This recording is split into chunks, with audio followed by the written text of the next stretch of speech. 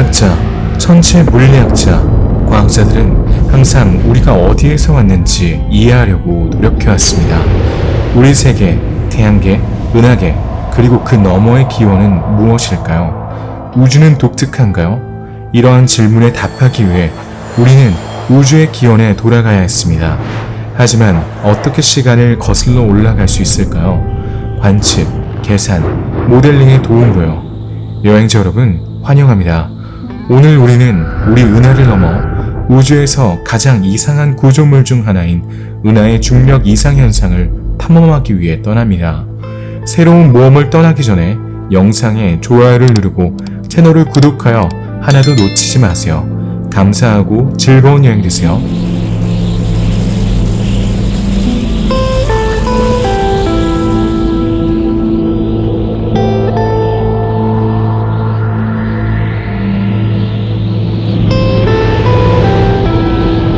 오늘날 우주에 대한 우리의 이해는 빅뱅과 우주의 팽창이라는 우주론적 모델에 기초하고 있습니다.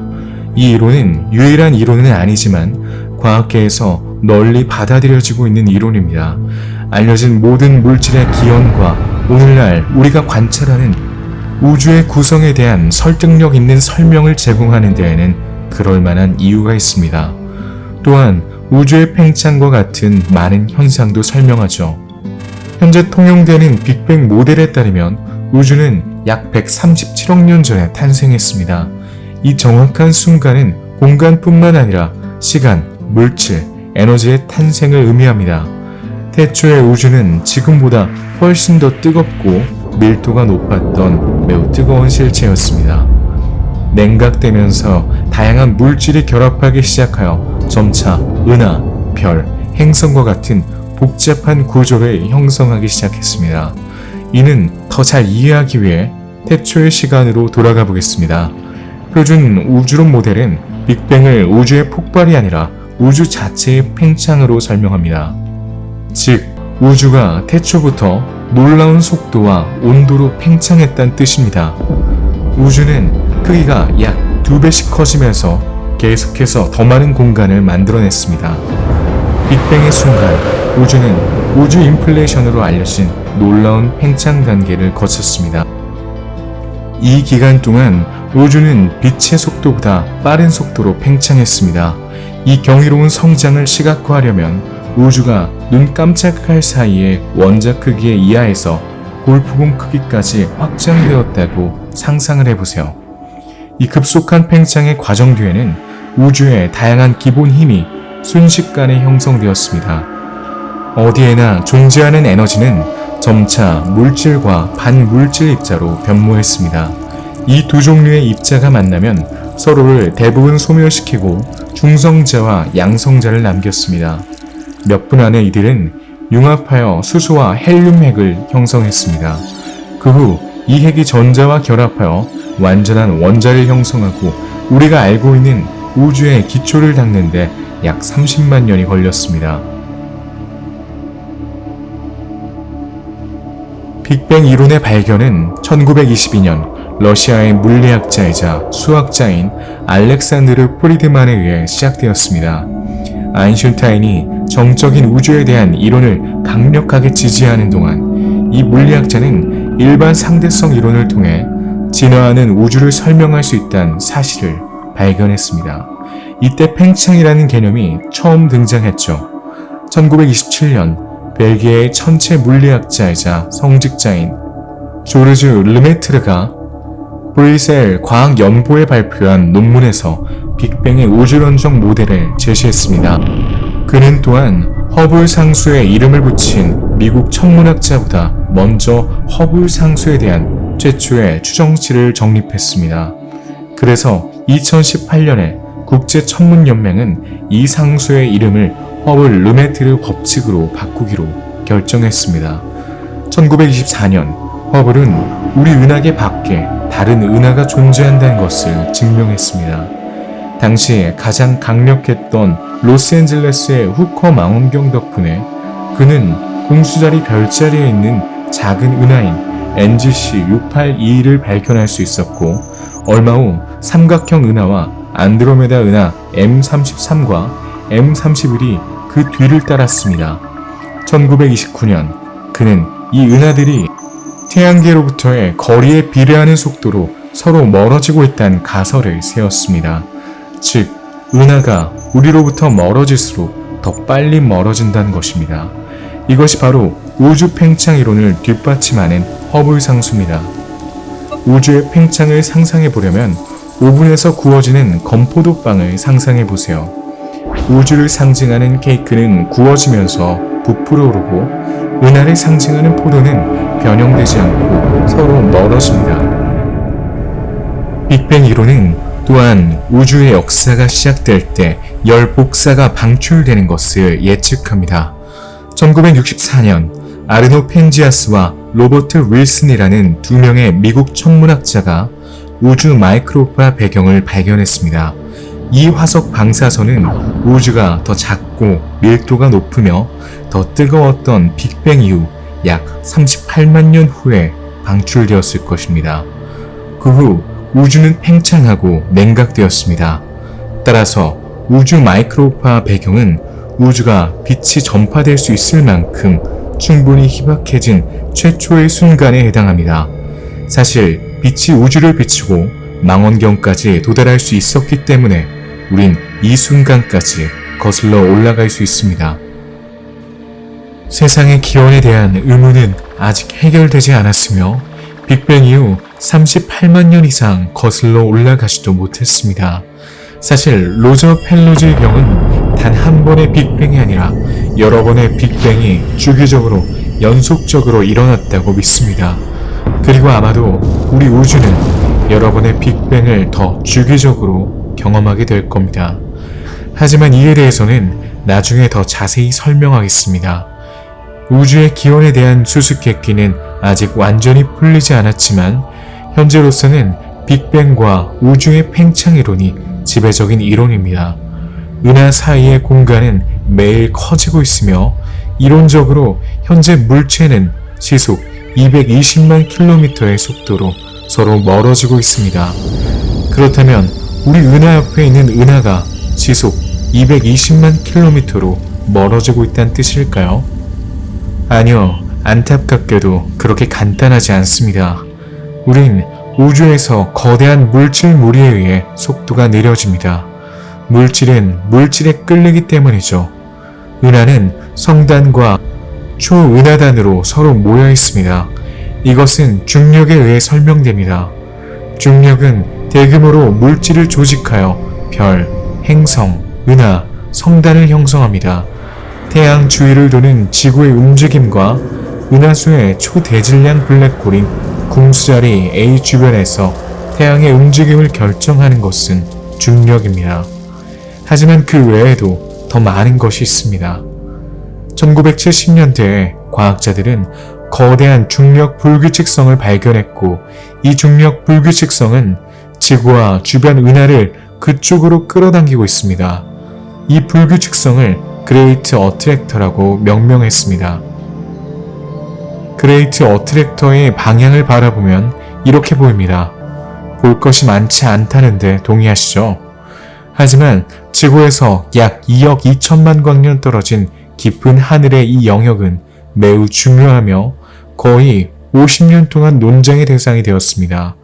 그도 그럴 것이 상상할 수 없을 정도로 경이로운 인력의 힘을 가지고 있기 때문이죠. 지구, 태양, 태양계, 우리 은하와 그 은하에 있는 3천억 개의 별, 그리고 우리 주변의 수만 개의 다른 은하들은 모두 초속 610km의 어지러운 속도로 만유인력에 이끌립니다. 그레이트 어트랙터는 너무 강해서 수백만 입방광년을 끌어당길 수 있습니다. 그것은 우리 은하계 이웃에서 가장 질량이 집중된 곳이며 따라서 우리 주변의 모든 은하들의 중력 수렴점입니다. 이 무서운 중력 이상 현상은 1970년대부터 알려졌지만 지난 몇 년 동안에야 신비한 거대 인력 뒤에 무엇이 실제로 있는지 발견할 수 있었습니다. 이 여정에서는 우리를 빠른 속도로 끌어당기는 경이로운 중력을 더 잘 이해하기 위해 만유인력의 미스터리의 기원으로 시간을 거슬러 올라갑니다. 그레이트 어트랙트 주변을 탐험하며 우리를 둘러싸고 있는 거대한 규모를 이해할 수 있는 기회를 가져보시길 바랍니다. 또한 언젠가 그레이트 어트랙트와 충돌하거나 이 거대한 덩어리 속으로 빨려 들어가게 될지도 모른다는 의문에 답할 수 있을 겁니다. 이 여정을 통해 우주의 흐름에 이끌려 우주의 중심부로 이동하여 만유인력의 신비를 이해하고 이를 풀기 위한 탐구가 오늘날 천체 물리학에 기여한 모든 것을 이해할 수 있습니다. 안전벨트를 매고 우주의 가장 위대한 비밀의 중심부로 기억에 남을 여행을 떠나보세요.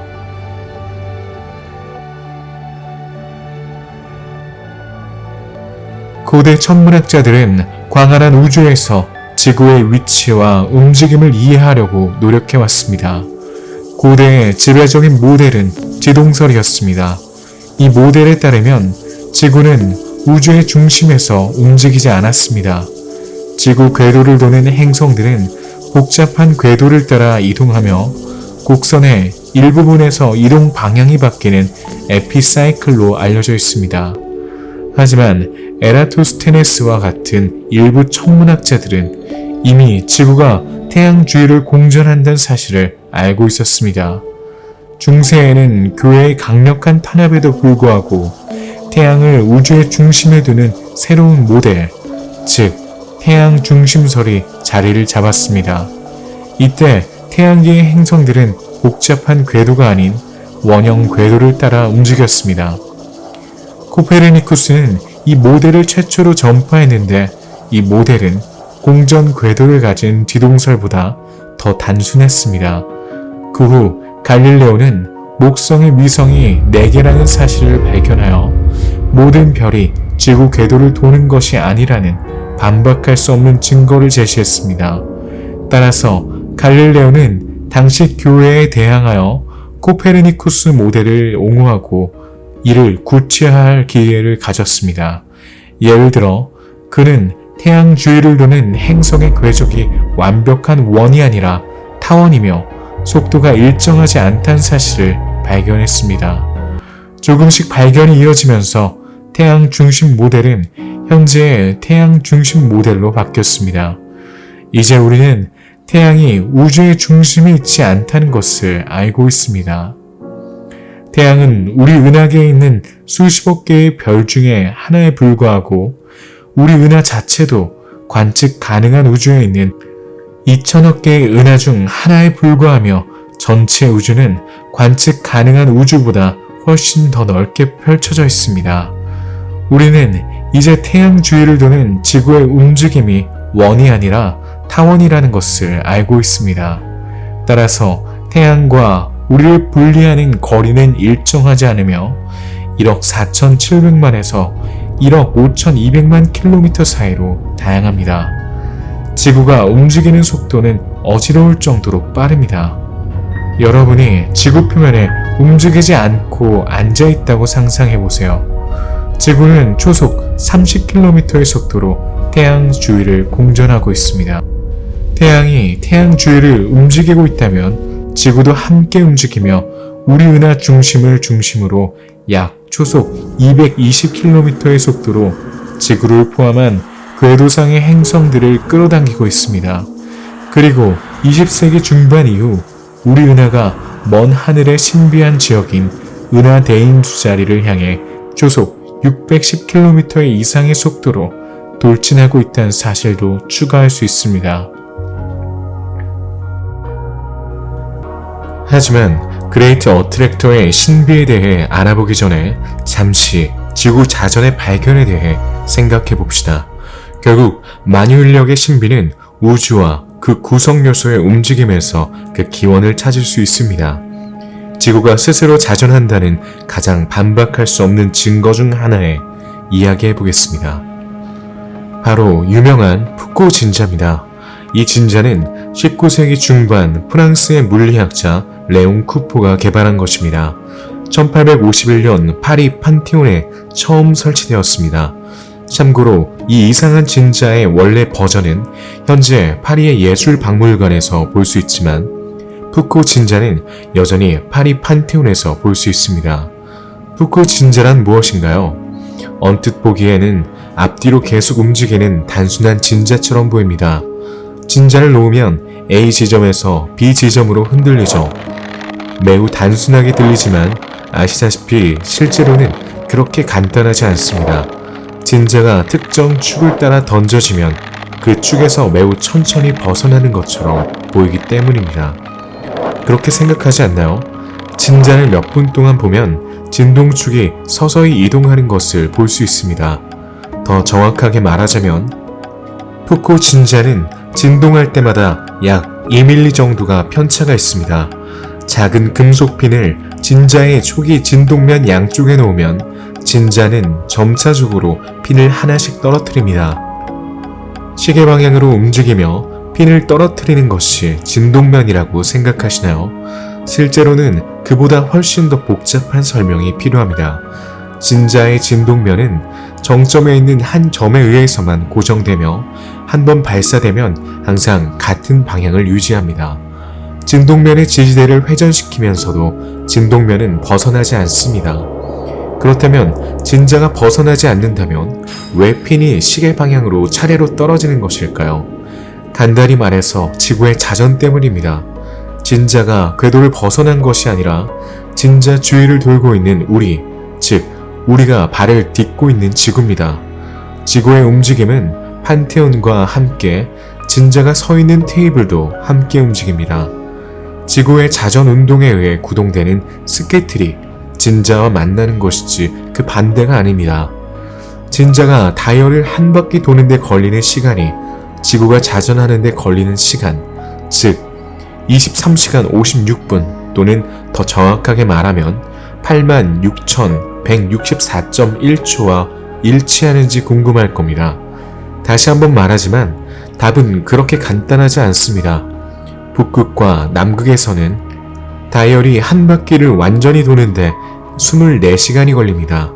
하지만 파리에서는 진동면이 시작점으로 돌아오는데 32시간이 조금 넘게 걸리죠. 실제로 적도에 가까워질수록 진자가 한 바퀴를 완전히 도는데 걸린 시간은 더 길어집니다. 예를 들어 카이로에서는 48시간이 걸립니다. 그리고 적도에서는 다이얼을 한 바퀴 도는데 걸리는 시간이 무한대를 향해 가는 경향이 있으므로 겉으로 보기에는 시계가 벗어나는 것을 볼 수 없습니다.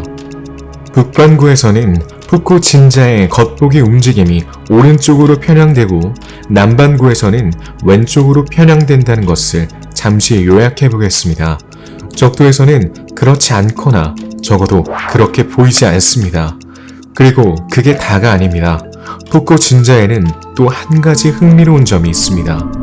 우리가 북극에 위치하여 진동면의 방향을 태양을 향하게 하면 태양이 진동면에서 점차 멀어지는 것을 볼 수 있습니다. 몇 주 후에는 태양이 평면에서 완전히 벗어날 것입니다. 별에 대해 동일한 실험을 반복하면 별이 우리보다 더 멀리 떨어져 있기 때문에 별이 진동면에서 벗어나는 것을 보기까지 몇 년 또는 수천 년을 기다려야 할 겁니다. 보시다시피 우리가 목표로 하는 물체가 멀리 떨어져 있을수록 진자의 진동면 밖으로 이동하는데 더 오랜 시간이 걸립니다. 이러한 관찰을 통해 몇 가지 결론을 도출할 수 있습니다. 1. 운동은 상대적이다. 우주에는 절대적인 운동이란 존재하지 않습니다. 한 물체는 다른 물체와 관련하여 움직이지 않습니다. 2. 운동은 지구, 태양, 은하가 아닌 우주 전체에 의해 결정됩니다.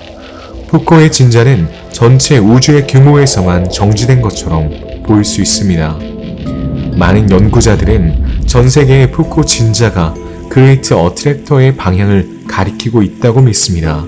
즉, 판테온의 진자뿐만 아니라 브뤼셀, 바르셀로나, 뉴욕, 로스앤젤레스에 있는 진자들도 모두 같은 방향, 즉 만유인력의 방향을 가리키고 있다는 것입니다. 풀어야 할 또 하나의 미스터리죠.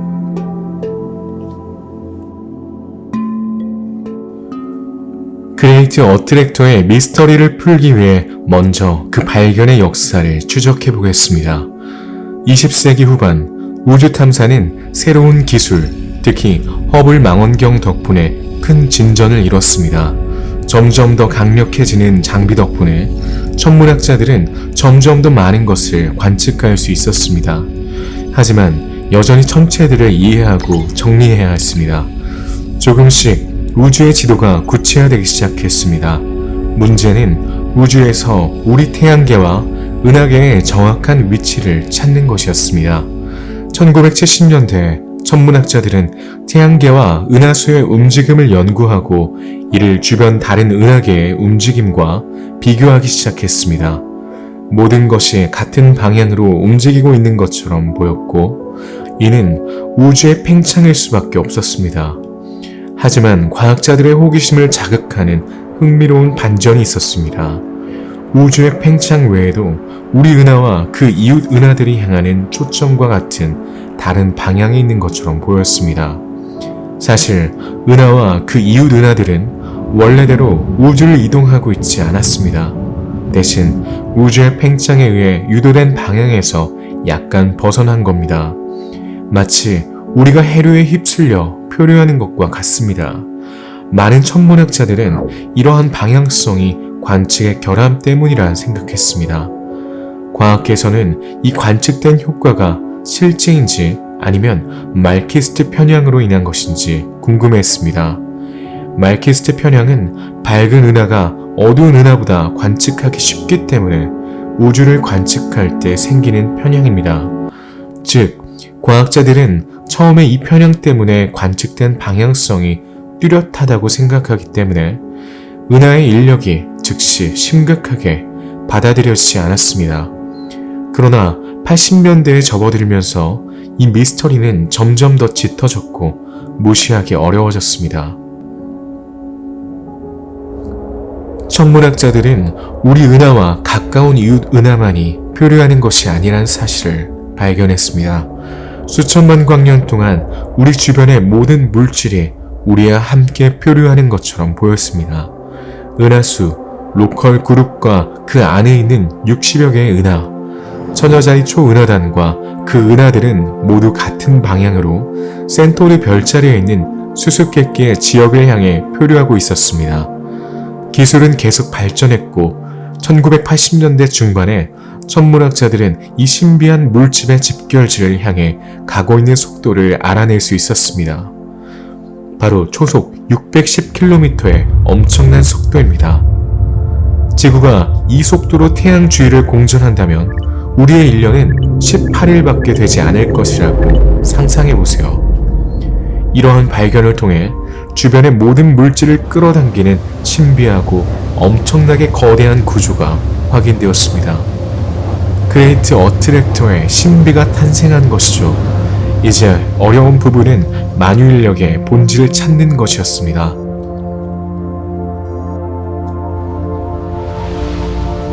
천문학자들은 풀 수 없을 것 같은 이 수수께끼를 풀기 위해 정말 머리를 찢었습니다. 수억 광년 떨어진 곳까지 끌어당길 수 있는 인력을 발휘하려면 은하가 상당한 질량을 가져야 했기 때문이죠. 실제로 그렇게 많은 입방 광년을 끌어당기는데 필요한 질량은 500억 태양 질량으로 추정됩니다. 우리 은하와 같은 은하 10,000개가 같은 지역에 집중된 것 같은 질량이죠. 1990년대와 2000년대 초, 호주 뉴사우스 웨일즈에 있는 파크스 전파 망원경은 새로운 수준의 감도로 하늘을 연구할 수 있게 해주었습니다. 이 강력한 망원경 덕분에 천문학자들은 수천 개의 은하를 감지하고 은하수의 구성을 더 잘 이해할 수 있었습니다. 2000년대 중반에는 같은 망원경으로 은하대 인력이 있는 것으로 추정되는 은하 영역의 은하를 연구하는 데도 사용되었습니다. 그리고 놀랍게도 천문학자들은 은하대 인력이 은하수에 있는 것이 아니라 그 너머에 있다는 사실을 발견했습니다. 이러한 발견은 은하의 신비를 풀기는커녕 오히려 더 깊게 만들었습니다. 이제 우리는 은하와 우리 사이의 가스와 먼지뿐만 아니라 거대한 별과 성단 덩어리가 있다는 것을 알게 되었습니다.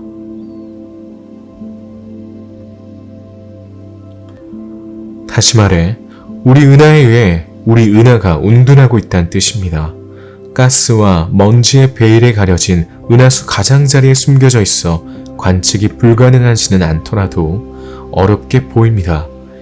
네, 이 여정의 시작에서 보았듯이 우주에서 우리가 관찰하는 것은 광자 형태로 빛이 우리에게 도달한 물체뿐이기 때문이죠.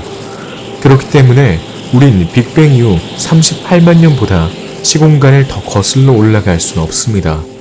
그러나 우리가 그것을 관찰하고 더 잘 이해할 수 있게 해주는 은하에서 나오는 빛은 우리 은하의 가스와 먼지로 이뤄진 베일에 가려져 있습니다. 이로 인해 거대 인력은 회피 영역으로 알려진 영역에 놓이게 됩니다. 회피 영역은 우리 은하의 평면에 의해 가려져 직접 관측할 수 없는 하늘의 영역입니다. 안타깝게도 은하수 가장자리에 가려진 이 영역은 관측 가능한 우주의 5분의 1을 덮을 정도로 매우 광대합니다. 이를 직접 관측하려면 우리 은하 평면을 공전하는 태양이 반대편에 있을 때까지 기다려야 합니다. 하지만 그러기 위해서는 1억 년을 기다려야 합니다. 그렇다면 그레이트 어트랙터의 신비를 볼 수 있는 모든 희망이 사라졌다는 뜻일까요? 그렇진 않습니다. 밀레니엄이 시작될 무렵에도 그레이트 어트랙트라는 완전한 미스터리로 남아있었습니다. 우리를 빠른 속도로 끌어당기는 이 거대한 물질 덩어리를 설명하기 위해 몇 가지 가설이 등장했습니다. 첫 번째 가설에 따르면 그레이트 어트랙터는 수백만 개의 은하를 포함하는 거대한 은하 초은하단의 집합체입니다. 이 초은하단의 힘은 처녀자리 초은하단과 같은 다른 초은하단을 끌어당길 수 있을 만큼 경이로운 겁니다. 두 번째 가설에 따르면 그레이트 어트랙터는 전례 없는 비율의 초질량 블랙홀의 비정상적으로 높은 질량 농도가 존재할 겁니다. 그리고 세 번째 가설에 따르면 거대 인력은 아직 알려지지 않았고 우리의 상상을 초월하는 모호한 힘을 발현할 수 있습니다. 우주의 팽창을 방해할 수 있는 어둠의 힘. 다행히도 기술 발전이 계속되었고 천문학자들은 곧 우리의 은하에 두꺼운 은하 구름을 뚫고 볼 수 있게 되었습니다. 가스와 먼지 구름은 완전히 불투명하지 않기 때문이죠. 일부 전파, 적외선, X선 방출은 통과할 수 있습니다. 천문학자들은 더욱 강력한 장비로 이러한 파장을 조사해왔고 새로운 발견을 할 수 있었습니다. 2000년대 초 천문학자들은 데이터를 세분화하고 측정값을 분석하여 2억 2천만 광년 떨어진 곳에서 평소보다 2배나 높은 은하 밀도를 발견했습니다. 대인수은하 영역에서는 600개의 은하가 관측되었지만 약 4,000개의 은하단이 있는 것으로 추정되고 있습니다. 관측되지 않는 은하는 너무 작거나 너무 희미하거나 은하면이 가려진 은하입니다.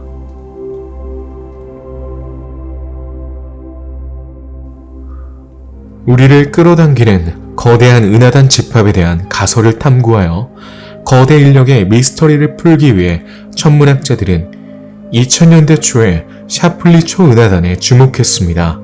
샤플리 초은하단의 발견은 자세히 살펴볼 가치가 있습니다. 그레이트 어트랙터의 미스터리를 완전히 설명하기에는 충분하지 않았지만 절반은 해결한 셈이죠. 샤플리 초은하단은 지구에서 650광년 떨어진 곳에 있으며 통치자 성단 뒤에 있습니다. 1930년 미국 천문학자 할로우 샤플리에 의해 처음 관측되었지만 1980년대에 들어서야 천문학자들이 이 거대한 구조에 진정한 관심을 갖게 된 것은 당시 켄타우루스 자리 북쪽에 위치한 이 거대한 구조에 대한 신비가 밝혀지기 시작하면서부터입니다. 그것은 우리 우주에서 지금까지 발견된 가장 거대한 구조물 중 하나입니다. 사실 천문학자들은 처음에 그레이트 어트랙터와 샤플리 초은하단이 하나라고 생각했습니다. 샤플리 초은하단의 질량은 우리 은하와 같은 10,000개 이상의 은하로 추정됩니다. 로컬 그룹과 비교하면 샤플리 초은하단은 깃털 옆에 있는 모루와 같습니다. 샤플리 초은하단은 6억 5천만 광년 떨어진 곳에 위치해 있습니다. 처음에는 센타우리 자리에 있는 것으로 생각되었지만 실제로는 그 뒤에 있습니다. 그것은 적어도 25개의 은하단을 포함하고 있으며 천여짜리 초은하단의 크기의 영역에 응축되어 있기 때문에 서로 매우 가깝습니다.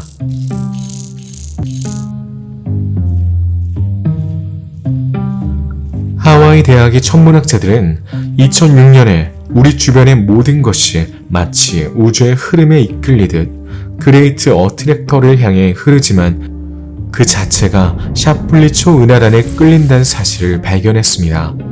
2015년에 예루살렘 히브리 대학교의 천문학자 예후다 호프만과 그의 동료들은 8,000개가 넘는 은하들의 움직임을 모델링하여 샤플리 인력으로도 알려진 샤플리 초은하단으로 물질의 흐름이 실제로 존재한다는 것을 확인했습니다. 초속 610km의 속도로 대은하를 향해 돌진하게 하는 인력이 단순히 대은하와 샤플리 초은하단의 두 인력이 결합한 결과일까요? 프랑스 천문학자 도미니크 프루스트와 칠레 천문학자 에르난 퀸타나가 이끄는 국제천문학자 연구팀은 프랑스, 칠레, 호주, 브라질, 아르헨티나의 전문가들과 함께 이 거대한 구조를 연구하여 샤플리 초은하가 은하의 신비를 설명할 수 있는지 알아내기 위해 이 거대한 구조에 대해 연구했습니다. 연구진은 여러 첨단 장비를 사용하여 샤플리 초은하단에 대한 동력학 분석을 수행했습니다. 초은하단 중앙에 있는 은하의 90%와 초은하단 내 은하의 61%를 포함해 8,632개의 은하의 속도가 기록되었습니다. 이러한 관측을 통해 몇 가지 결론을 도출했습니다. 첫째, 천문학자들은 샤플리 초은하단과 다른 초은하단 사이의 파급 효과를 확인하여 인근 우주에서 물질이 필라멘트처럼 분포되어 있음을 확인할 수 있었습니다. 또한 샤플리 초은하단에는 44개의 은하단이 포함되어 있으며 그 중심에 있는 은하단이 X선 방사선의 근원이라는 사실도 밝혀졌습니다. 이것은 1000만도 이상의 매우 높은 온도의 가스가 존재한다는 것을 나타냅니다. 각 성단은 성단 내의 은하들이 서로 중력을 끌어당기기 때문에 직사각형 구조를 가지고 있습니다. 이 이상한 구조에 신의 손가락이라는 이름이 붙여졌습니다. 그러나 이 모든 것이 우리에게 그레이트 어트랙터와 그것이 우리에게 가하는 힘에 대한 많은 단서를 제공하진 않습니다. 천문학자들은 또한 샤플리 초은하단의 은하들이 알려진 어떤 초은하단보다 훨씬 더 큰 물질 밀도를 가지고 있으며 초은하단이 8천만 광년구에 해당하는 부피로 1억 2천만 광년 이상에 걸쳐 있어 근 우주에서 가장 큰 대규모 물집 집적지라는 것을 발견했습니다. 여기서 가까운 우주란 지구에서 반경 5억 광년 이내를 의미합니다. 그렇다면 이것으로 그레이트 어트랙터의 신비를 설명하기에 충분할까요? 그렇진 않습니다. 샤플리 초은하단의 질량은 매우 높지만 로컬 그룹을 초은하단으로 끌어당기는 데 필요한 질량의 절반에 불과하죠.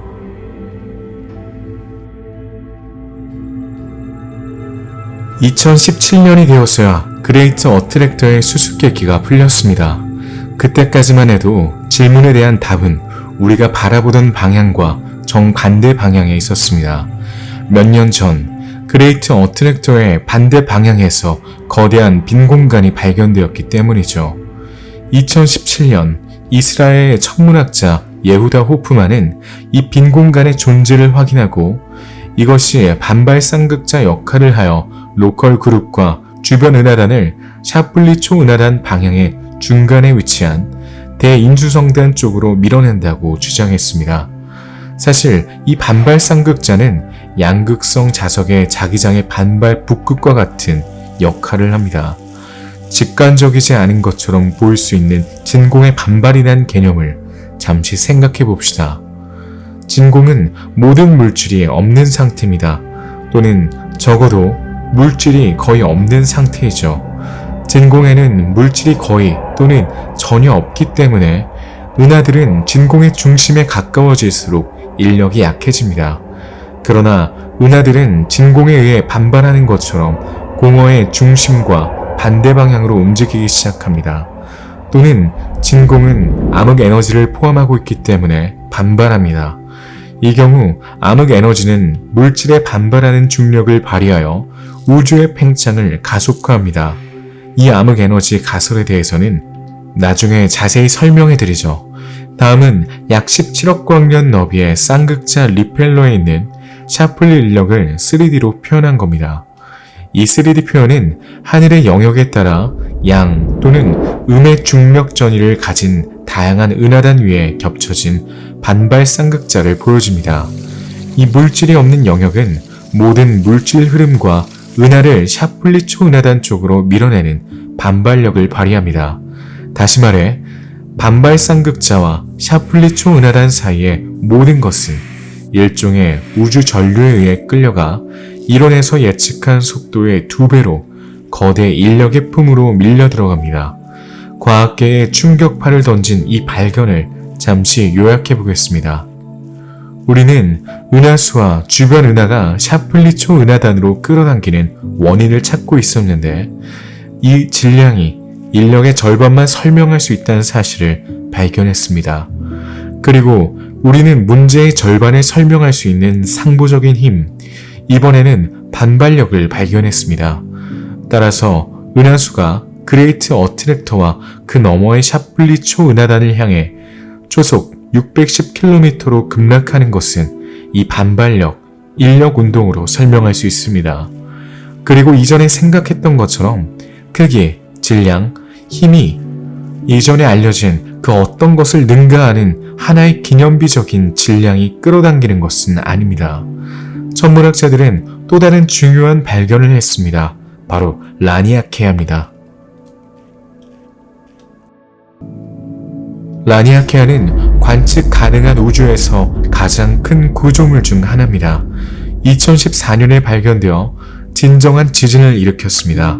사실 라니아케아의 발견으로 초은하단의 조직에 대한 이해와 우주 흐름으로서의 물질 흐름에 대한 모델링이 더 잘 이해되었습니다. 그레이트 어트랙트는 이 상부 구조의 중심, 즉 이 섬 대륙에 위치해 있습니다. 대륙이라는 말이 맞습니다. 라니아케아는 5억 2천만 광년 이상 뻗어 있습니다. 우리 은하인 은하수는 10만 광년 이상 뻗어 있죠. 다시 말해 우리는 이 거대한 은하 대륙에서 아주 작은 점입니다. 게다가 라니아케아는 관측 가능한 전체 우주의 1%에 불과합니다. 하지만 이 대륙의 질량은 태양 질량 1억 개로 추정되며 라니아케아에는 우리와 같은 은하 10만 개와 각각 약 1000억 개의 별을 가진 외소은하 100만 개가 있는 것으로 알려져 있습니다. 이 거대한 구조의 한가운데에 있는 우리의 위치를 상상해보면 지구는 우리 집, 태양계는 우리 도시, 은하수는 우리 지역, 로컬 그룹은 우리나라, 라니아케아는 우리 대륙이라고 할 수 있습니다. 라니아케아의 발견은 몇 년 전 샤플리 초은하단의 발견과 몇 년 후의 반발 쌍극자 발견과 마찬가지로 거대 인력의 미스터리를 풀기 위한 결정적인 발걸음을 내디딘 것입니다. 예상대로 이 발견은 과학계는 물론이고 은하의 인력에 대한 이야기를 주의 깊게 지켜보던 천문학 애호가들의 시각을 바꿔놨습니다. 암흑물질은 현재의 관측 장비로는 볼 수 없는 이론적 실체입니다. 암흑물질은 원자, 별, 행성, 더 나아가 우리 주변의 모든 것을 구성하는 일반 물질과는 다른 것으로 알려져 있습니다. 보통 물질은 중력, 약한 상호작용, 강한 상호작용, 전자기 상호작용이라는 4가지 기본 힘을 영향을 받습니다. 이와는 대조적으로 암흑물질은 중력에만 영향을 받습니다. 암흑물질을 이해하려면 오늘날까지도 이론적 개념으로 남아있다는 점을 이해하는 것이 중요합니다. 많은 과학자들이 암흑물질의 존재를 확신하고 있지만 과거의 다른 이론들은 이미 에테르와 같은 특정 현상을 설명하기 위해 보이지 않는 물질을 지목한 바 있습니다. 에테르의 개념은 우주와 빛에 대한 과학적 이해에서 오랫동안 받아들여지고 지배적인 요소였습니다. 에테르의 개념은 공간을 투과하는 편재하고 눈에 보이지 않으며 뚫을 수 없는 매질로 생각되어 빛과 기타 전자기 현상의 전파에 필요한 기질을 제공했습니다. 이 이론에 따르면 파동이 움직이기 위해 물이 필요한 것처럼 빛이 진공 상태의 우주를 통과하려면 에테르가 필요합니다. 그러나 이 이론은 이후 미셀슨 모리 실험을 비롯한 다양한 과학 실험과 보다 정교한 이론적 분석에 의해 반박되었습니다. 이러한 연구로 인해 과학계는 에테르 이론을 포기하고 우주에서 빛의 본질과 행동을 설명하는 보다 최근의 정확한 패러다임을 선호하게 되었습니다. 암흑물질 이론은 은하의 움직임과 같은 우주의 특정 중력 불규칙성을 설명하기 위해 개발되었습니다. 일부에서는 암흑물질이 빅뱅 이후 존재했던 우주 구조의 중요한 구성 요소일 수 있다고 믿습니다. 6억 5천만 광년 떨어진 샤플리 초은하단을 관측하기 위해 해피 영역의 먼지와 가스 베일을 통과할 수 있는데 왜 우리는 그것을 관측할 수 없는 걸까요? 이 암흑물질이 우주의 모든 곳에 있다면 직접 관측할 수 있는 방법은 있을 겁니다. 하지만 늘 그렇듯이 현실은 이론보다 더 복잡합니다. 암흑물질은 원자, 별, 행성 등 우리 주변의 모든 것을 구성하는 소위 보통 물질과 반대이기 때문입니다. 그리고 일반 물질과 달리 빛을 반사하지도 방출하지도 않았기 때문에 눈에 보이지 않습니다. 암흑물질은 빅뱅 당시 일반 물질과 동시에 나타난 것으로 추정됩니다. 암흑물질은 우주가 은하와 은하단 뿐만 아니라 반발 쌍극자와 같은 공극으로 구성된 이유를 설명할 수 있습니다. 위에서 언급했듯이 일반 물질은 중력, 약한 상호작용, 강한 상호작용, 전자기 상호작용의 4가지 기본 상호작용에 민감합니다. 약한 상호작용은 양성자를 중성자로 또는 그 반대로 바꾸고, 강한 상호작용은 양성자와 중성자를 서로 결합하여 원자를 형성하며, 전자기 상호작용은 원자를 서로 붙잡습니다. 반면 암흑물질은 중력의 힘만 느낍니다. 그것은 약하거나 강하거나 전자기적 상호작용에 민감하지 않죠. 만약 암흑물질이 존재한다면 이 이상한 가상의 물질, 보이지 않는 일반 물질의 2배는 뉴턴과 아인슈타인으로부터 물려받은 모든 물리학을 다시 생각하게 만들 수 있습니다. 여러분은 더 많은 것을 알고 싶다는 기대감에 불타고 있을 겁니다. 그렇다면 그레이트 어트랙터는 정확히 무엇일까요? 암흑물질의 구조, 지금까지 발견된 어떤 블랙홀과도 비교할 수 없는 경이로운 크기의 블랙홀, 엄청나게 거대한 초은하단의 일부, 아니면 아직 존재를 의심할 수 없는 신비로운 모호한 힘일까요? 여러분도 이해하기 시작했겠지만 우주에 관해서는 확실한 것이 아무것도 없으므로 이 질문에 답해보려고 합니다. 그레이트 어트랙터의 본질을 설명할 수 있는 가설을 요약해보겠습니다. 거대 인력은 거대한 블랙홀이다. 거대 인력은 신비한 암흑의 힘이다. 거대 인력은 수백만 개의 은하로 구성된 초은하단의 중심에 있다. 이 가설들을 차례로 연구해봅시다. 첫 번째 가설인 은하는 거대한 블랙홀이라는 가설을 살펴봅시다. 대답은 아니오입니다. 연구자들은 이제 그레이트 어트랙터가 블랙홀이 아니라 중력 이상현상이라고 확신하고 있습니다. 그레이트 어트랙터는 초질량 블랙홀과는 완전히 다른 힘이죠. 사실 그레이트 어트랙터는 블랙홀과 전혀 관련이 없을 가능성이 더 큽니다. 그러나 그 연결은 유혹적이었습니다. 블랙홀의 인력이 너무 강해서 주변의 모든 것을 끌어당기죠. 우리는 블랙홀이 별을 삼킬 수 있다는 이론적 증거를 가지고 있습니다. 블랙홀에 끌어당기면서 벗어날 수 있는 것은 빛조차도 없습니다. 따라서 블랙홀은 모든 빛을 흡수하기 때문에 직접 관측할 수 없습니다. 지금까지는 그레이트 어트랙터와 닮은 점이 기이합니다. 그러나 우리가 아는 한, 그리고 지구의 상상력보다 더 신뢰할 수 있는 과학적 모델에 따르면 그렇게 먼 거리에서 그렇게 많은 질량의 물질을 끌어당길 수 있는 블랙홀은 없습니다. 가장 일반적인 유형의 블랙홀인 항성 블랙홀은 질량이 태양의 20배를 넘지 않습니다. 그리고 블랙홀 중 가장 큰 블랙홀인 초질량 블랙홀은 태양보다 질량이 수백억 배나 더 크지만 그것만으로는 충분하지 않습니다. 두 번째 가설인 거대 인력은 신비한 암흑의 힘이라는 가설을 생각해 봅시다. 아마도 그럴지도 모르지만 그렇다면 우린 아직 그것을 알지 못하며 아직 알아낼 기술적 수단이 없습니다. 이제 세 번째 가설로 넘어가서 은하가 수백만 개의 은하로 구성된 초은하단의 중심에 있다는 가설로 넘어가 보겠습니다. 실제로 그레이트 어트랙터는 라니에키아 초은하단의 중력 중심에 있습니다. 은하수가 이 초은하단을 구성하는 10만여 개의 큰 은하 중 하나의 은하일 뿐인 것처럼 라니아케아 초은하단은 이 거대한 초은하단의 한 부분일 뿐입니다. 그렇다면 라니케아 자리의 중심에 있는 이 신비한 천체의 정체는 무엇일까요? 여기에도 다양한 이론이 있습니다. 과밀도, 즉 중력이 강하게 끌어당기는 밀도가 높은 질량 영역일 수 있을까요?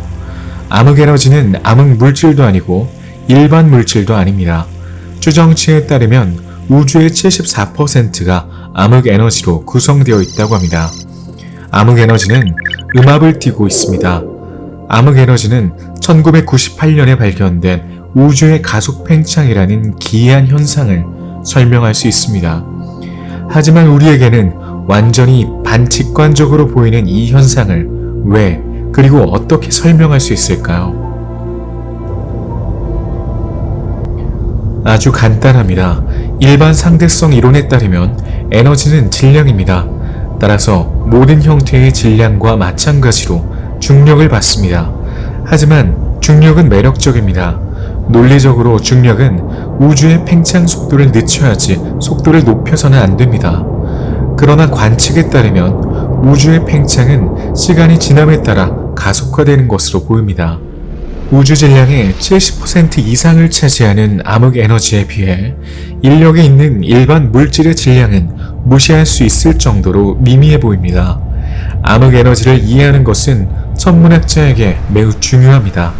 이 에너지의 가변적인 특성에 따라 우주는 빅크런치로 끝날 수도 있고 계속 팽창할 수 있기 때문입니다. 빅크런치는 우리 우주의 미래가 그리 희망적이지 않습니다. 빅크런치는 빅뱅과 대칭되는 우주론적 모델로 우주가 팽창 단계를 거친 후 결국 다시 수축할 겁니다. 이 우주의 마지막 단계에서는 온도와 밀도가 다시 상승하고 은하, 행성, 원자, 심지어 핵과 같은 모든 물질 구조가 파괴될 것입니다. 그러면 우주는 빅뱅 이후에 플라즈마 쿼크와 굴러온 상태로 돌아가고 시공간은 물질과 함께 사라집니다. 이론적으로 빅크런치 이후에는 튀어오르는 공처럼 또 다른 빅뱅이 이어질 수 있습니다. 우리가 아직 탐구하지 못한 거대 인력의 본질에 대한 마지막 가설이 하나 있습니다. 사실 일부 과학자들에 따르면 그레이트 어트랙터는 존재하지 않을 수도 있다고 합니다. 일부 연구자들에 따르면 중력장의 정확한 매핑은 알려진 은하의 질량만으로도 이 현상을 설명하기에 충분하다는 것을 증명할 수 있습니다. 그리고 그레이트 어트랙터의 미스터리에 대한 이 해결책이 실망스러울 수도 있지만 아마도 가장 가능성이 높습니다. 이에 대해서는 나중에 더 자세히 설명하겠습니다.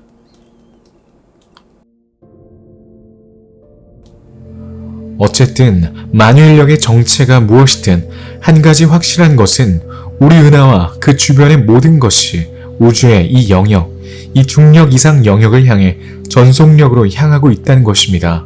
많은 사람들은 언젠가 우리가 거대 인력과 충돌할지 아니면 우리 은하단의 다른 이웃 은하단과 함께 이 지역에 모여들게 될 운명인지 궁금해합니다. 무엇보다도 다른 사람들은 우리가 블랙홀에 삼켜진 별처럼 이 중력 이상 현상 속으로 빨려 들어갈까 두려워합니다. 논리적으로는 이런 일이 일어나야 합니다. 결국 3D 모델링을 보면 모든 흐름선이 이 지점에서 수렴합니다. 마치 그레이트 어트랙터가 분수령이고 은하들이 빠르게 흐르는 개울 위의 뗏목인 것과 같습니다. 천문학자들은 만장일치로 그것이 무엇이든 간에 거대 인력이 지구, 은하 또는 우리 은하계 이웃에게 위협이 되지 않는다는 점에 동의합니다. 우리가 그레이트 어트랙터와 샤플리 초은하단을 향해 돌진하고 있더라도 우주의 팽창과 관련하여 이러한 표류는 일시적인 현상입니다. 시간이 지나면 초속 610km의 표류가 아무리 중요하더라도 계속 가속하는 우주의 팽창이 그 자리를 대신하게 될 것이고 모든 것이 전이될 겁니다. 슈퍼클러스터는 더 이상 슈퍼클러스터가 아니게 될 겁니다. 따라서 우리는 그레이트 어트랙터나 샤플리 초은하에 도달하지 못하겠죠. 다시 말해 은하들은 계속해서 서로에게서 점점 더 빠르게 멀어지면서 은하 끌어당기는 힘이 설정한 방향으로 계속 표류할 것입니다. 그러나 우리가 목적지에 도달하기도 전에 오늘날 우리가 알고 있는 우주의 구조는 파괴될 겁니다. 반면에 우리 은하는 그리 멀지 않은 미래에 다른 은하, 즉 로컬 그룹에서 가장 큰 은하인 안드로메다 은하와 충돌할 겁니다. 이 충돌은 약 46억 년 후에 일어나며 두 은하가 합쳐져 더 큰 새로운 타원 은하를 형성하게 될 겁니다. 우리 은하와 안드로메다 은하는 250만 광년 떨어져 있지만 시속 40만 킬로미터 이상의 속도로 서로 가까워지고 있습니다. 우주의 팽창에도 불구하고 두 은하는 결국 충돌할 겁니다. 최종 결과는 밀코메다라고 불리는 커다란 타원 은하가 형성될 겁니다. 어쨌든 약 40억 년이 지나면 지구는 이미 생명체를 지탱할 수 있는 능력을 상실할 것이기 때문에 지구 생명체의 운명에는 아무런 영향을 미치지 않을 겁니다. 이러한 변화는 수십억 년 전에 급격한 기후변화로 인해 태양 에너지의 강렬함으로 인해 지구의 환경이 금성과 같은 환경으로 바뀌면서 일어났을 겁니다. 안드로메다 은하와 마찬가지로 거대 인력은 지구에 위협되지 않습니다. 그러나 거대 인력의 인력을 이해하는 것은 여전히 중요하며 우주의 구조를 이해하기 위한 탐구의 일부입니다.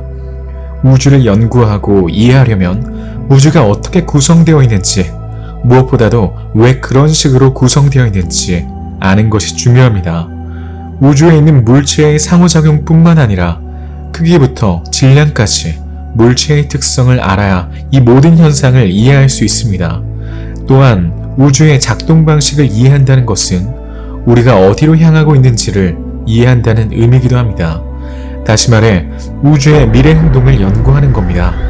특히 우리는 이 여정의 끝이 있다면 그 끝을 목격할 수 없을 것이기 때문이죠. 분명한 것은 그레이트 어트랙터의 미스터리에 대한 해답을 찾는 과정에서 우리는 많은 것을 이해할 수 있게 될 것이란 점입니다. 우주의 구조와 어떤 힘이 작용했는지에 대해 더 잘 이해할 수 있게 되었을 것이며 아직 모든 것을 다 알 수 없겠지만요. 지구는 태양계의 중심에서 움직이지 않는 것도 아니고 결국 우리를 집어삼킬 모호한 힘만 만유인력을 향해 맹목적인 여정을 시작한 것도 아닙니다. 지구는 우리를 벗어나 우리가 인식하지 못하는 우주의 흐름에 의해 움직이는 우주라는 거대한 우주 거미줄의 여러 요소 중 하나에 지나지 않습니다. 우주를 매핑하는 것은 바다, 강, 유역뿐만 아니라 해류와 자기장까지 포함하는 국가 지도를 만드는 것과 같습니다. 우주는 빈 공간의 거품을 중심으로 순환하여 은하의 필라멘트를 형성하는 우주 흐름의 모자이크이며 은하 자체는 흐름의 방향으로 흐릅니다. 그리고 이 흐름은 중력을 비롯한 여러 힘에 의해 결정됩니다. 행성이 별을 중심으로 공전하는 것처럼 더 큰 규모에서 은하들은 이러한 중력 중심을 중심으로 모여 흐릅니다.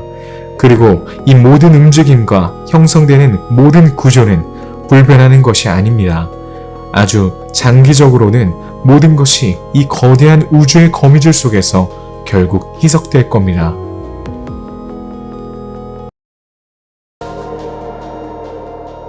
천문학자들은 오랜 시간 동안 수집한 우주 구조에 대한 지식 덕분에 공허 영역과 은하 대륙에 있는 우주의 역동적인 지도를 만들 수 있었습니다.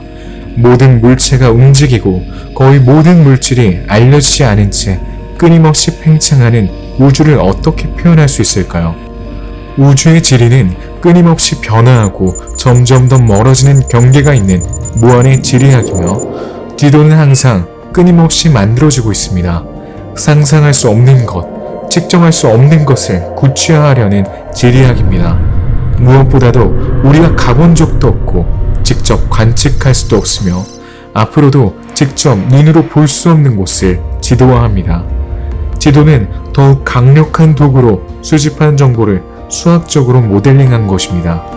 그렇다면 왜 이런 거대한 작업을 하는 것일까요? 인류는 우주에서 자신의 방향을 찾기 위한 목적으로 하늘을 매핑하는 것부터 시작했습니다. 1650년 파리 천문대는 프랑스 선원들이 우주에서 자신의 방향을 찾을 수 있는 신뢰할 수 있는 수단인 별을 통해 영국 해군과 경쟁할 수 있도록 만들어졌습니다. 하지만 하늘을 지도함으로써 인류는 시간의 방향을 찾을 수 있었고 별에 대한 지식 덕분에 시간을 계절, 월, 연으로 정리할 수 있게 되었습니다. 오늘날 하늘을 매핑하는 것은 역사상 가장 오래된 욕구 중 하나인 지식에 대한 갈증이라는 또 다른 욕구를 충족시킵니다. 우리는 우주가 어떻게 작동하는지 이해하고 싶어서 하늘을 매핑합니다. 하늘을 매핑하는 것에서 태양 중심 우주 모델의 출현과 함께 태양계를 매핑하는 단계로 나아갔습니다. 하지만 지식이 쌓이면서 우주에 대한 우리의 시야는 태양계를 넘어 은하계로까지 확장되었습니다. 지도 제작의 범위를 넓혀야 했죠. 오늘날 우리가 우주에 대해 아는 모든 것을 고려할 때 고정된 지도만으로는 충분하지 않으며 동적인 3D 지도가 필요합니다. 아인슈타인이 제안한 우주론적 모델은 정적인 우주에 대한 것이었습니다. 이는 1920년 허블이 우주의 팽창을 발견하기 전인 1915년이었습니다. 오히려 르메트레의 초기 연구도 우주 팽창을 발견하는 데 큰 기여를 했다는 사실을 확인했습니다. 아인슈타인은 은하들의 상대 운동을 제외하면 은하들의 상대 운동이 서로 상쇄될 것이라고 예상했기 때문에 정적인 우주를 예측했습니다. 그러나 오늘날 우리는 이것이 사실이 아니라는 것을 알고 있으며 지구상의 국가와 같은 정적 우주 지도를 만드는 것은 실질적인 가치가 없습니다. 2020년 7월 20일 월요일 국제 천체 물리학자 팀이 지금까지 만들어진 우주 지도 중 가장 큰 3D 지도인 슬론 디지털 스카이 서베이를 발표했습니다. 이 지도는 20년이 넘는 기간 동안 전 세계 30여 개 기관에서 약 100명의 과학자들이 협력하여 만들어졌습니다. 이 프로젝트를 위해 미국 뉴멕시코에 위치한 광학 망원경도 특별히 제작되었습니다. 이 모든 것은 2012년에 유타 대학교 천문학자 카일 도슨이 시작한 이보스 프로젝트에서 시작되었습니다. 이 프로젝트는 우주에 대한 가장 포괄적인 3D 매핑을 제작하는 것이 목표였습니다. 이를 위해 연구자들은 400만 개가 넘는 활성 은하와 퀘이사를 분석했습니다. 이 3D 지도에서는 앞서 언급한 유명한 물질의 필라멘트가 우주를 구성하는 것을 볼 수 있습니다. 이 필라멘트 안에서 은하들은 중력으로 서로를 끌어당기며 은하 대륙, 초은하단, 수천 개의 은하단으로 구성된 은하단으로 조직화됩니다. 그리고 이 수천 개의 은하들 각각에는 수천억 개의 별들이 중력을 받고 있으며 적어도 그 수만큼의 행성들이 있습니다. 이 역동적인 지도는 우주의 초기 순간부터 현재까지 우주의 역사를 추적한다는 점에서 전례가 없는 것입니다. 이 지도는 우주의 확장 메커니즘을 더 잘 이해할 수 있는 연속적인 이야기죠. 이 지도의 공개는 예전에는 단편적인 정보만 가지고 있던 우주의 역사를 전체적으로 볼 수 있게 되었기 때문에 큰 반향을 불러일으켰습니다. 슬론 디지털 스카이 서베이가 발표되기 불과 1년 전 또 다른 3D 우주 지도가 발표되어 큰 파장을 일으켰습니다. 라니아케아를 발견한 국제팀이 발표한 지도가 바로 그것입니다. 이 지도를 작성하는 데에는 많은 팀의 노력이 필요했죠. 하와이 광학망원경, 푸에르토리코의 아레시보 전파 망원경, 적외선을 볼 수 있는 궤도 망원경 등 세계에서 가장 큰 망원경을 사용하여 수천 개의 은하의 빛을 측정했습니다. 3년간의 작업으로 우리 주변 10억 광년 반경 내에서 움직이는 우주에 인상적인 동적 3D 지도가 만들어졌습니다. 당시까지 하늘 지도는 상세하지만 정적이고 궁극적으로 비현실적이었기 때문에 이 동적 매핑 방법에 대한 아이디어는 진정한 혁명을 일으켰습니다. 툴리는 이 방법이 수년 동안 수집된 방대한 양의 데이터를 활용할 수 있는 가장 좋은 방법이라 생각했습니다. 수천 개의 은하계 데이터를 나열한 카탈로그보다 훨씬 더 의미 있는 표현이었습니다. 이 지도에서는 그레이트 어트랙터가 위치한 대형 성단인 라니아케아가 샤플리 초은하단으로 향하고 있는 것을 명확하게 볼 수 있습니다. 이 지도에서는 우리가 10만 개의 은하로 이루어진 달걀 모양의 초은하단, 가로 5억 광년, 무게는 1000억, 태양의 주변부에 있는 작은 점일 뿐입니다.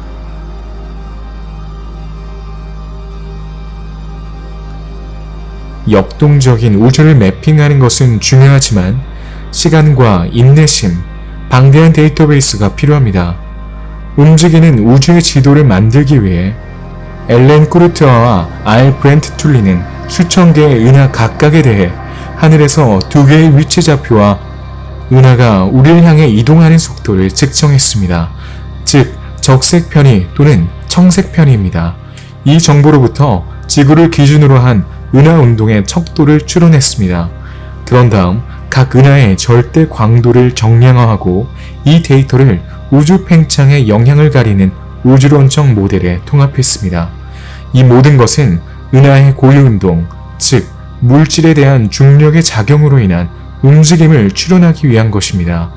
이 3D 지도에서 구현된 이러한 계산을 통해 중력 흐름을 모델링하고 관측 가능 여부와 관계없이 물질의 분포를 추론할 수 있게 되었습니다. 이 연구자들이 사용한 방법을 사용하면 우리 은하 평면에 가려져 있는 숨겨진 물질을 추측할 수 있기 때문이죠. 우리 눈에 보이지 않는 영역의 양쪽 전류를 추적하면 그 윤곽을 파악할 수 있습니다. 이 우주의 3D 모델을 구축하려면 한 면이 10억 광년 이상 되는 큐브 모양의 영역에 대해 모두 8,000회 이상의 측정이 필요했습니다. 그리고 이는 관측 가능한 우주의 2%에 불과합니다. 머리가 핑핑 돌 정도로 놀랍습니다. 헬렌 쿠르트와는 우리 우주의 지도를 충적 분지의 지도와 비교합니다. 두 지도 모두 수렴하는 경사면과 유역이 있습니다. 이 역동적인 우주의 지도를 만든 연구팀은 그레이트 어트랙터의 미스터리도 조사했습니다. 그리고 그들은 차례로 그레이트 어트랙터가 존재하지 않는다는 이론을 지지합니다. 그래서 우리는 30년 넘게 우리 은하 지도 뒤에 숨겨진 괴물을 찾아 헤맸지만 결국 존재하지 않았다는 것을 발견했고요. 분명히 그것은 존재합니다. 이 과학자 팀의 설명은 계산된 것과는 다른 질량 분포에 있습니다. 즉 그들은 모든 물질이 비어있는 것처럼 보이는 한 특정 지점에 쏟아져 들어오는 것을 볼 수 있었고 그 안에 무엇이 그렇게 많은 물질을 끌어당길 수 있는지 찾고 있었습니다. 그러나 사실 그것은 분수령과 같습니다. 모든 물이 계곡으로 쏟아지지만 그곳에 물을 끌어당기는 것은 아무것도 없습니다. 오직 중력만이. 이제 그레이트 어트랙터의 수수께끼가 풀렸으니 천문학 연구는 꽤 암울해 보일 겁니다. 아닐 수도 있습니다. 도전 과제는 계속 쌓여가고 있으니까요. 헬렌 쿠르트와 팀의 다음 과제는 라니아케아 옆에 펼쳐진 거대한 공허를 매핑하는 겁니다. 은하수의 빛에 가려져 있어 접근이 불가능해 보이지만 3D 매핑의 역사를 통해 불가능한 것은 없다는 것을 알게 되었습니다. 게다가 이 공허는 이전의 그레이트 어트랙터와 마찬가지로 그 크기와 반발력이 비정상적으로 보인다는 논란의 대상이 되고 있습니다. 즉, 너무 크고 너무 세게 밀고 있다는 것입니다.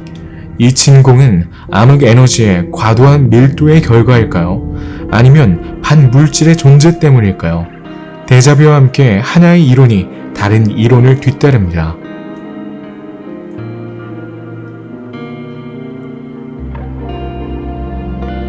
은하와 그 주변 천체들의 움직임에서 이상한 편차가 발견되고 나서 은하의 미스터리를 푸는데 거의 50년이 걸렸습니다. 오늘날 대부분의 과학자들은 거대 인력이 실제로 존재하지 않는다고 확신하고 있습니다. 사실 우리 은하와 그 이웃 은하가 깊은 하늘의 정확한 지점을 향해 초속 610km로 급락하는 것은 우주에서 작용하는 힘의 조합, 즉 최신 발견과 우주의 3D 매핑에 의해 강조된 우주 흐름 때문입니다.